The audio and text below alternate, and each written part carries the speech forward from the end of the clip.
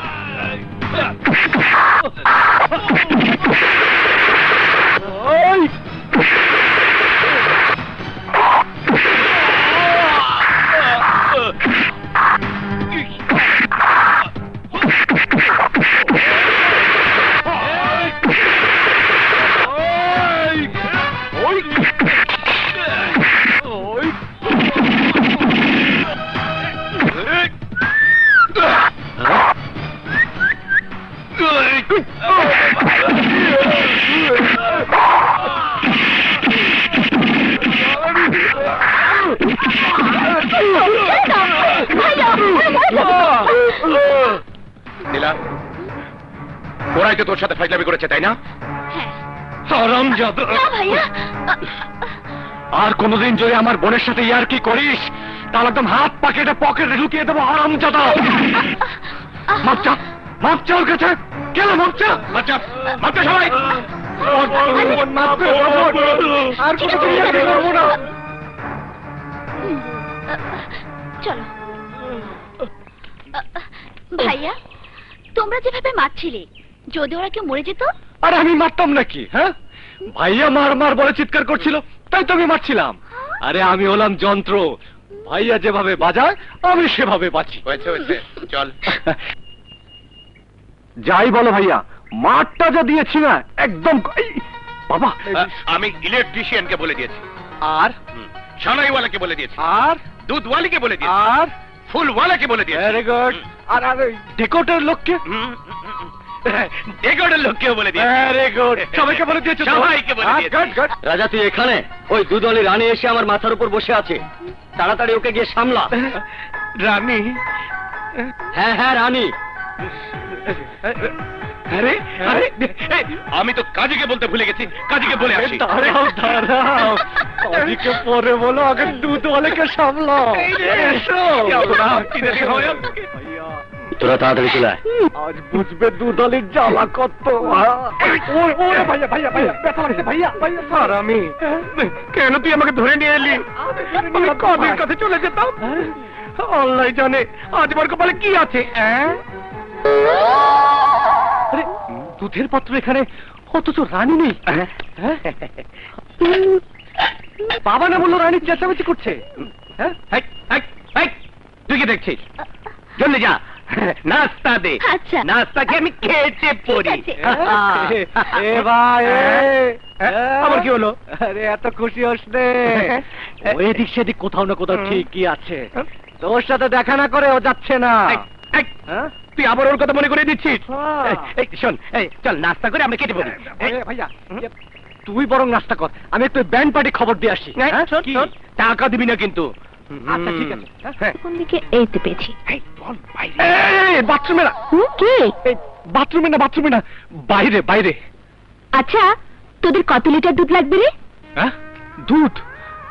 দুধ 30 দুধ 300 litre. 300 litre? হ্যাঁ, না মানে 20 লিটার তো 20। আরে 30। আমাকে তো বলেছে 30 লিটার দিতে। 30 লিটার বলেছিল? হ্যাঁ। তাহলে 30ই দিয়ে দে। দে দে দে। বাদশা, সানাইওয়ালা এসেছে অ্যাডভান্স নিতে। অ্যাডভান্স? আরে বল রাজা ভাইয়া দিয়ে দিয়েছে। আরে অ্যাডভান্স তো রাজা ভাইয়া দিয়ে দিয়েছে। ও তো বলছে রাজা কোনো অ্যাডভান্স দেয়নি। এক কাজ কর, তুই এসে সানাইওয়ালার সাথে কথা বল। আমি সেরেছে রে। বাবা, আমার পেটটা না ভেতরে খালি গুড়গুড় গুড়গুড় করছে। আপনি যান। আমি বলছি তুই এসে কথা বল। ওরে ওরে বাবা গো, ব্যথা। ওঠ বলছি। ভাই উঠিস না, ভাই ভাই উঠিস না, ধরা খেয়ে যাবো। আমি আর পারবো না, বাবার একসঙ্গে বকছে। আয়। রাজা,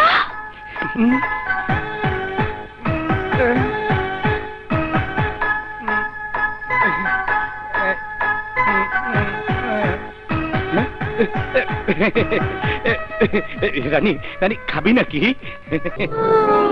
ছোট ভাইয়া।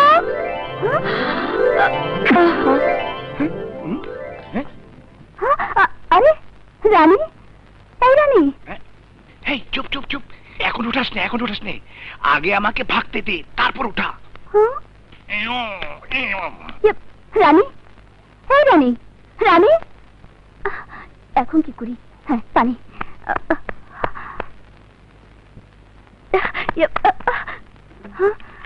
রানী, রানী,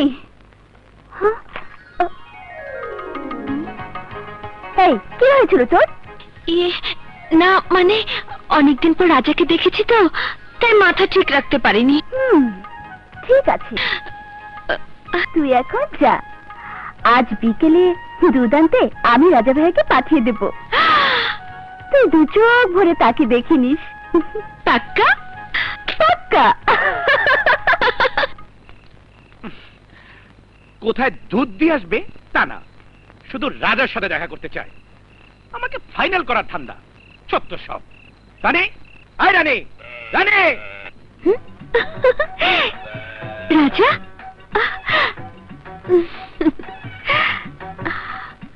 তাড়াতাড়ি দুধ নিয়ে আয়, আমার অনেক কাজ আছে।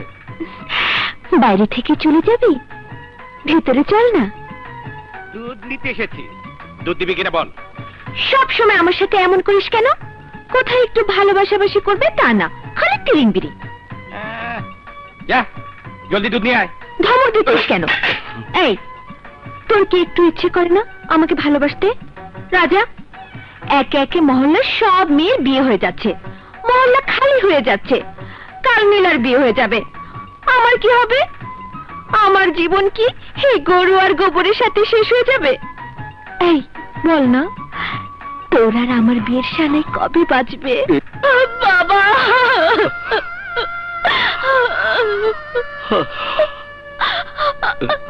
ভাইয়া, ভাইয়া রে।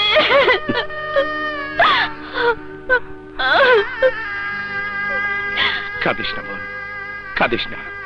সব সময় জানবি তুই দূরে থাকলেও তোর এই দুই ভাই তোর কাছে আছে। শোন, কোনো প্রয়োজন হলে আমার মোবাইলে ফোন দিস, কারেন্টের মতো পৌঁছে যাব। মোবাইল কোথায় পাবি? আচ্ছা, হলো হলো, ওই বাসার ফোনে ফোন দিস, দুজনে পৌঁছে যাব। চল চল।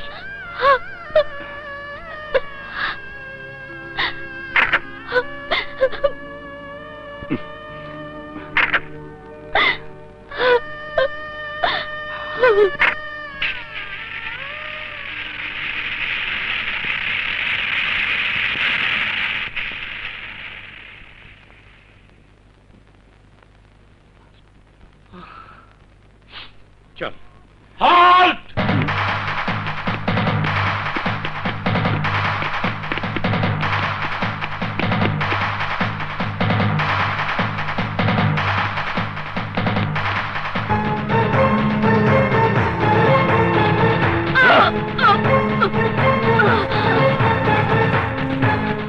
বাসা, বাসায়।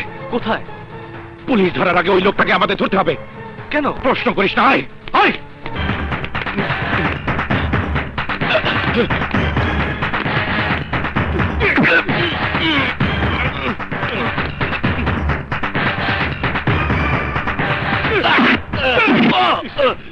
তোমরা কারা? কি চাও আমার কাছে? মনে পড়ে আজ থেকে 15 বছর আগে এক রাতে এই জায়গায় এক রক্তাক্ত মহিলাকে ফেলে গিয়েছিলি, সেই মহিলা ছিল আমাদের মা। বল, আমাদের মাকে কে খুন করেছিল? আমি জানি না, আমি জানি না।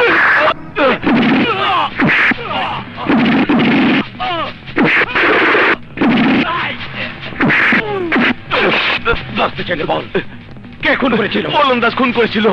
ওলন্দাজ ভাই বল। ঢাকায় পালিয়ে গেছে। ভাই, আমাদেরকে ঢাকায় যেতে হবে।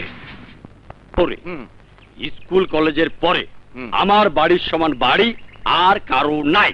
বাড়ি বড় হলে কি হইব? বাথরুম তো মাত্র এক। বাথরুমে মানুষ সারাদিন একবার যায়। আমি তো দিনে 4 বার যাই। তুই বলদ, তাই 4 বার যাস। হ্যাঁ। হন, বেশি বাথরুম দিয়ে কি হইব?